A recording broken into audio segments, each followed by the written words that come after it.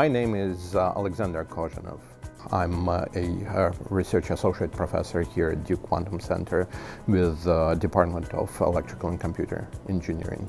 So I joined Duke in 2020. Moving and establishing lab here was a very, very pleasant experience for me in comparison to the lab that I established in some other places I've been before.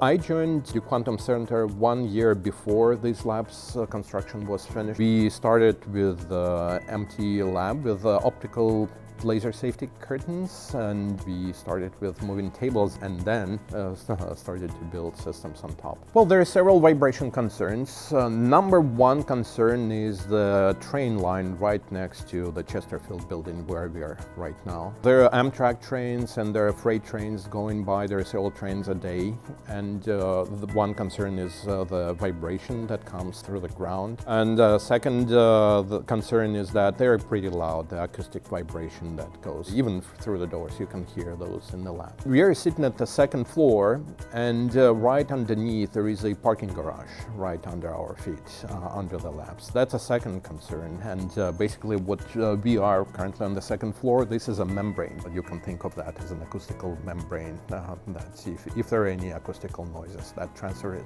really nicely.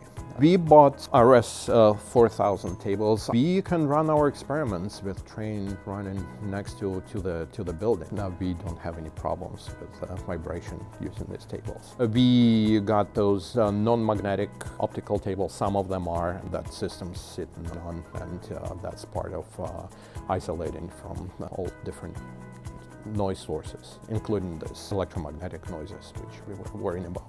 There are several lasers. The positioners that you see here, the Newport stages with all our custom additions to that, are used for CW lasers, which we use to ionize, then to cool down ions, and to image, basically to read out the information from our qubits. We're using that's optical laser. These are external cavity diode lasers, and we have 370 nanometers, we have 399, 393 nanometers.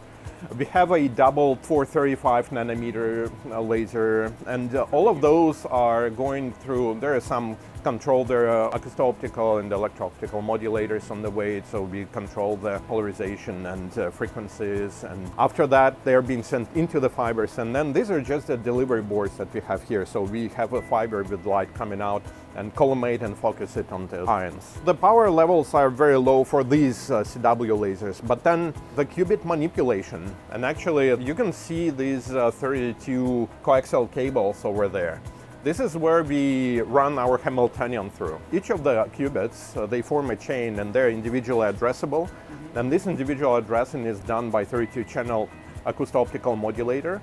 We use to do that, we use 355 nanometer laser. So we shine it with first box here. We would stabilize it, stabilize beam position. Then there is a noise eater, as we call it. It's an active noise cancellation. Then split it on two and control. And what we do, we have these pulsed lasers that are coming from two different sizes in phase, so there is a delay line in one of those. Those being delivered in the counter-propagating way, so we can use two tones to drive this Raman transition and drive our qubits. When you build a lab, this is not a lab for 1 or 2 years. This is the whole Duke Quantum Center is evolving and developing pretty quickly. Worst nightmare we would have if we would have to change the optical table. That is, I guess, the reason why it's essential and very important to get the best isolation.